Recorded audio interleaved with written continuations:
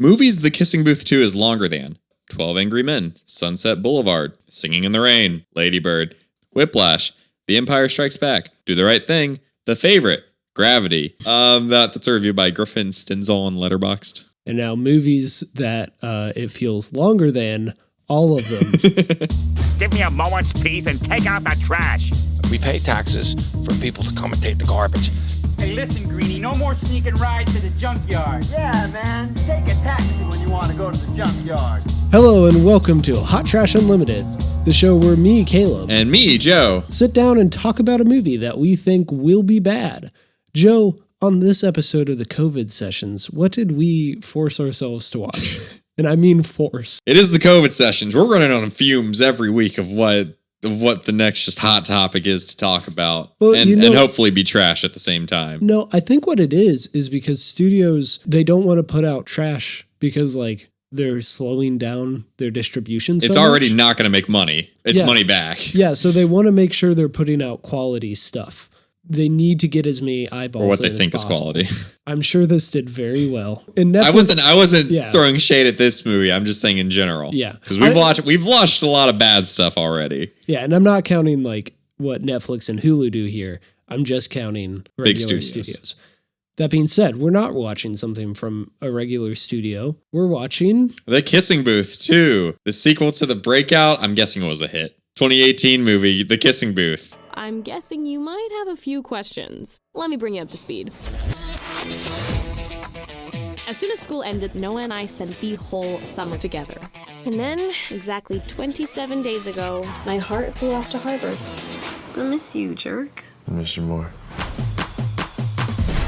Lee and I have dreamed of going to Berkeley. Ever since we found out that's where our moms became besties. You're gonna love it there. Maybe you can come to school here with me. This is definitely a problem. Yeah, hey Joe, have you seen The Kissing Booth? Of course not. Neither have I. That means we're totally qualified to talk about the sequel. As it is, I think this movie does stand on its own. Either one, they just have a simple enough story that goes, or two, they're just repeating the plot of the first movie. I don't know. I kind of think it's the second one. I did a quick Wikipedia search. She's mainly just chasing after the guy in the first movie. Okay. And The Kissing Booth is how they come together. All right. Puberty hit her hard, and then everybody notices her, but she has eyes for this guy. That's the plot of the first movie. You know, credit where credit is due.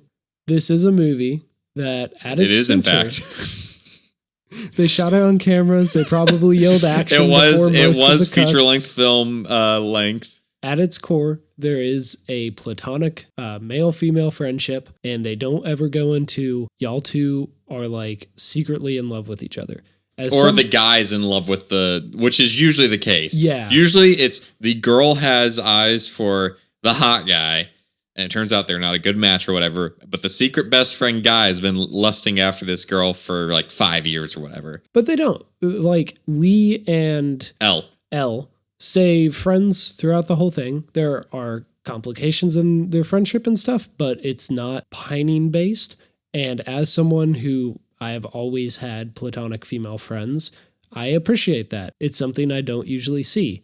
However, Elle does not extend that courtesy to her boyfriend, because the minute he makes a friend of the opposite gender, she is like, they going at it. Should we go into the plot before we get into the little details of everything? Yeah, sure. Okay, so I think, again, haven't seen the first movie. This takes place like the summer after the first movie. Elle's boyfriend, Noah, who is Lee's brother, moved to Boston because he's going to college in Harvard. They want to stay together. They want to make long distance works. But immediately, Elle's like, no, he's going to cheat on me. I should give him space. No more communication. I should not get attached to this man. This person says he wants to make it work, so I will put in absolutely no work. And it just kind of follows like it follows the entire year because it ends with her graduating. Yep. Yeah, it follows it skips the second semester for the most part. But it follows like the first semester of their Elle and Lee's senior year. Yeah, and dealing with very typical high school things. So many conflicts in this. Oh, there's so many subplots. Let's list off all the conflicts. So we have the first one, which is she isn't talking to him. That ends after her monologue at the beginning, catching the viewer up. Which Immediately. But that monologue goes on for a long while. That's true. It does. They communicate. It takes until the visit to where they're okay. Yeah, but they start talking to each other again. All it takes is him being like, yo, we should talk more. Like, I thought this would be the main conflict because they're setting it up in the first 10 minutes. And no, it almost immediately gets resolved. She is spending too much time with Lee and his girlfriend, not giving them enough space. Then her thinking that her boyfriend's cheating on her. Lee not telling his... Not communicating. Yeah. There are too many characters in Lee this movie. getting jealous of his replacement in the dance contest that he wanted to replace him.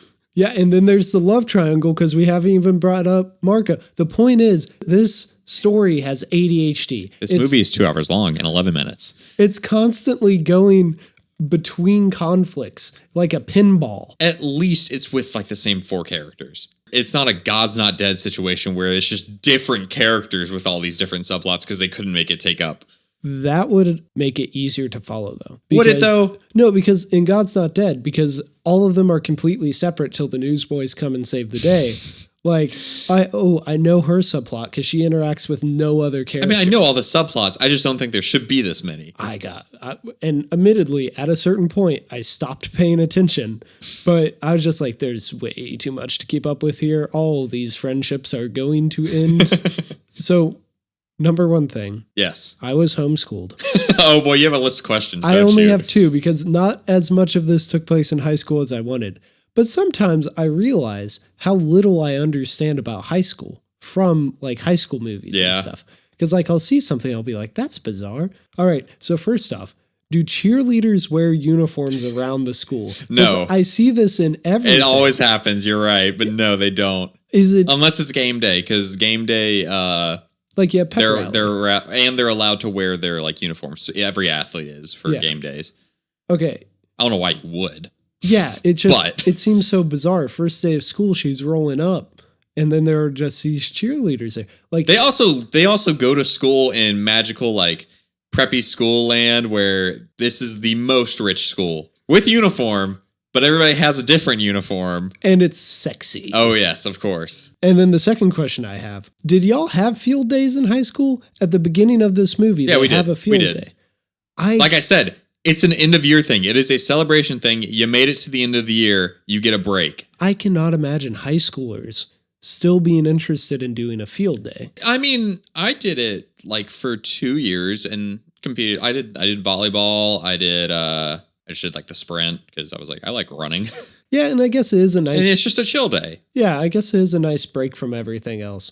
But I guess it's just one of those that I've only ever seen it done with children. It's a little weird. That was all throughout school for me. Teenagers and 30-year-olds pretending to be teenagers doing this. So as a high schooler, how did this rank? How realistic was this? What are we going on a surface level realism of, yes, school does have field days? No, you're basing this off of your experience. No, of course not. It's not real. All right, good. I will catalog that for my knowledge. I'll add that to my data bank. One of these days, I will understand what it was like to go to a high school. But simply consuming it through movies and your friends telling you whether or not their high school was like that. Yeah. This is the happiest high school in the world. No one is ever this happy at school. Is it more or less realistic than High School Musical?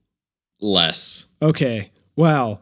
That's minus the breaking out into song and dance, less. Yeah, obviously we have to, execute that. But like much less. The thing that always confused me about High School Musical was, their garden space up where they go. I mean, these are both like insanely rich schools. Yeah, it's like just how is no one else ever up there? That's like a really nice spot.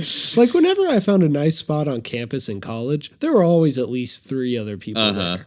Sometimes they stop you in the middle of you clearly reading a book to talk about your favorite Martian and ask you to read their fan fiction. That's a story for another time. There is a love triangle at the heart of this, right? There's sexy... It's an invisible love triangle because one person doesn't know about it.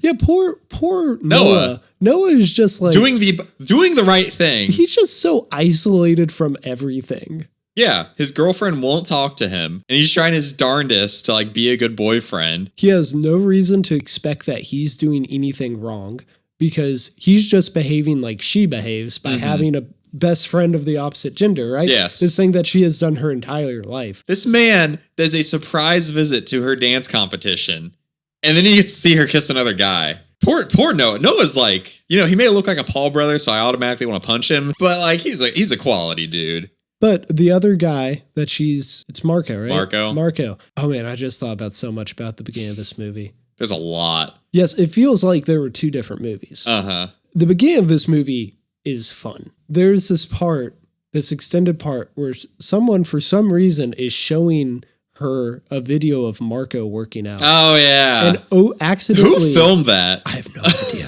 That question just popped into my mind. Who was like right up on his sweating chest? Oh, yeah, because it's close-ups. It's some nice camera and his angles. face isn't in it either. So she's talking about how sexy Marco is. Over the intercom. Yeah, while the intercom is going on. She doesn't know about this. But that's our introduction to Marco. And Marco is almost perfect. He is hot. He can play guitar. Yeah, he plays guitar. He works out constantly. Mm-hmm. He can play DDR really well, which she respects. He just seems like a chill dude. And then you have Noah. I don't understand why she likes Noah. I mean, you don't have to. Their relationship is established. I just have to. Admittedly, this is a soft spot for me in movies. I like cute couples. When they're at the airport and he has that little sign for him, that's adorable. And they seem to be just like, there's actual chemistry I can see between the two of them when they're not fighting about just pointlessness. Yeah, I guess that is. When Elle's not inventing reasons for them to fight. Because this movie doesn't need to establish a relationship, and because I didn't see the first movie, I'm only seeing the cheap drama that comes completely from Elle's side. Oh yeah, she invents every problem. So I'm like, Elle should be with Marco, but I don't know what their relationship is. No, Marco's kind of automatically shady to me just because he is the plot device to propel drama, and he talks like a plot device. He doesn't talk like a person. But he doesn't ever do anything bad, which leads me to believe, the game Until Dawn, right? Yes. In Until Dawn, we wanted, or I think it was I wanted when we played through it together, I wanted two of the male characters to be the only ones left surviving because I shipped them together because they were the only two people who weren't horrible. Mm-hmm. Kind of same thing here. I want Marco and Noah to get together because guess what? Elle doesn't deserve either of them. Marco, I think he doesn't do anything directly wrong. I do think he does overstep a line almost. I think it's clear he's not playing a supportive friend role. He's playing a I want to be with this girl role. This is true. That is true. Which is immediately overstepping, and he knows she's in a relationship. So let's swing over to the other relationship in this. Oh, the one we don't see any of, basically? Yeah. Except the bad parts? Well, Lee and Rachel, right? Lee sucks. Maybe Rachel and Marco should get together. I want Marco to end with someone. Lee's a terrible boyfriend. Lee is awful. He just doesn't do anything she asks. No. And she's asking reasonable things. He is awful, and she puts up with a lot. Well, she is 30 years old. Actually 30. Yeah.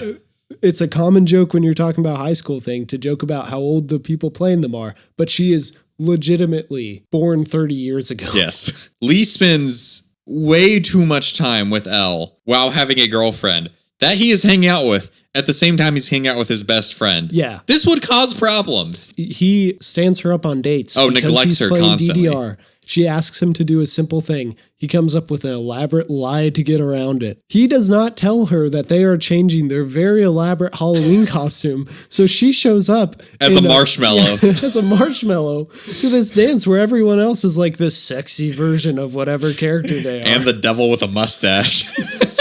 Like I said, the sexy version.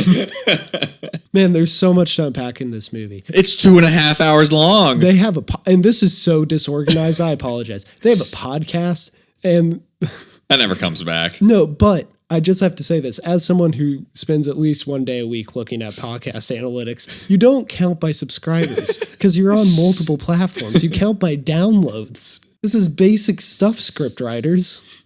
Okay, we need to get on some sort of track. Do we, though?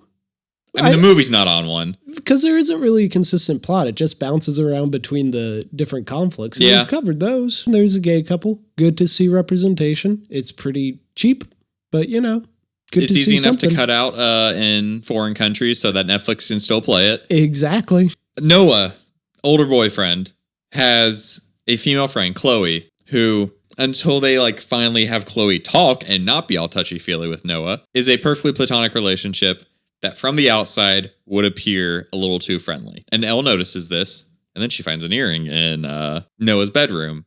After unlocking his phone and going through all of his texts. The only text thread that exists in this universe, because every other time we see people text, which is a lot, they've deleted the message. Thread. Yeah.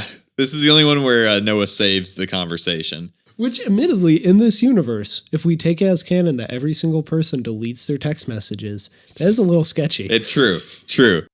So she assumes that he is cheating. But she already assumed that based on the fact that Chloe was in one of Noah's pictures with a bunch of other people and in a timeline full of pictures of Elle. You saw that hug, man. That was a close hug right there. I don't know. I mean, just some people are more physical than others. I suppose. I don't know. Noah needs to read a room, specifically the room that his girlfriend's in, sitting right next to him. So you talked about what you think the demographic, or the confusion we over tried what you to think talk the about what demographic the is. demographic was. This is a rom-com, and I'm here for rom-coms some of the time. All the Boys You Loved Before, that's a good one that Netflix put out. And most of the time, you get it, right? Like, you can tell by how aspirational the high school is, who it's aimed for. Because, like, if it's super aspirational, then it's for middle schoolers. If it's, like, heightened, but still, grounded, then it's for high schoolers. I don't know about this movie because it is super aspirational, this high school. It's the most like rose tinted glasses that a high school can possibly be. Also, every house and like every person is extreme. It is LA. Yeah. But then they talk about not having enough money and I tune out because it's not matching up. But then like this is a little too raunchy for a middle school audience. Oh yeah. So who is this made for? I'm so confused. I don't know. I wonder if they break down Netflix analytics breakdown. I mean, they wouldn't publish them. They don't publish their numbers. Yeah. But if you are listening to this and you like The Kissing Booth, write in hottrashunlimited at Gmail. Because I'm just genuinely curious at this point who the demographic is. And this isn't to like flame anyone who likes this or anything. I'm confused on just who it's aimed for. And I watch because I'm a jaded out of college adult.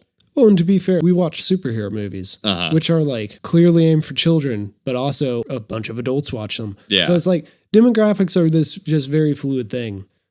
The Kissing Booth. The title. Yeah. It exists. I guess it's more of a big deal in the other movie, but I guess this is another high school question. Did they have a... No, that would have gotten allowed. Horny adolescents. No! Yeah. Never! So I'm trying to figure out, because everything in this is technically consensual, but then and so the whole time... They are still minors. But yeah, the whole time I'm just like, okay, fine. But then I didn't realize... This is a school-approved thing. They get this... blindfolds. The school approves this too. This is a school-approved and funded thing. They have to approve it before the board in the beginning. And the board's like, yeah, we're going to do it again. It did good. I'm just so confused as to why this still exists. Apparently, I don't know that it does.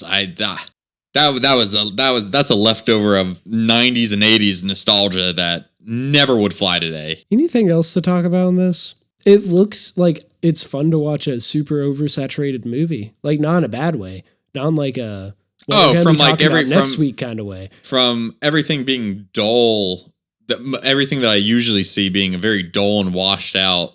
This is so vibrant. Yeah, I like the colors. Lovely. It's nice. It really does reflect fun aspect of childhood that they're currently in. And there are a lot of needle drops, maybe one too many, but I like all of them. Yeah, Caleb loved this soundtrack. I think it distracted him from the fact that there are a lot of needle drops. Oh no, trust me, there are. But also part of the reason is I recently watched The Old Guard, where they have a lot of needle drops and none of them work. So in this one, where most of them work, and because it's I think a rom-com can get away with having so many needle drops. And then they sequel bait it hard. Which is fine. If you're watching Kissing Booth 2 and you're not the two of us, you're a fan of this franchise. That's you true. want to see it continue. Yeah. And they've already filmed the third one. They probably filmed it back to back, didn't they? Yeah, probably. So, what do you think about this? Let's rate it. I want to say that it's inconsequential, but it's also just a lot of bad. I read off all the movies that it was longer than. And this movie did not need to be 2 hours and 11 minutes. There's a lot of juggling going on. And while like none of this is inherently bad, like it's perfectly fine. And average for the genre. And super average for the genre. And like they have plus parts, like the platonic friend. I'm a fan of that. That never happens. Or a platonic guy friend. But I'm going to go with bad. So the first half of this, I was going to go, maybe not hot trash, but like acceptable. Kind of fun. Yeah. Not gonna go good with it, but it's vibrant. I like the scene over the intercom. Like it's just written well. Like she's coming up with all sorts of like zingers. It's fun. And like you said, I like the platonic friendships. Yeah. But then we're about halfway through and we check the time. We get to the party and we're both kind of checking out. And I go, oh boy, how much is left? 59 minutes and 46 seconds. We've been in this movie for an hour and 13 minutes already. And the tone starts to shift. It's no longer fun. The drama is taking over. The drama that's based on so many different points of conflict that none of them have time to like fully build tension.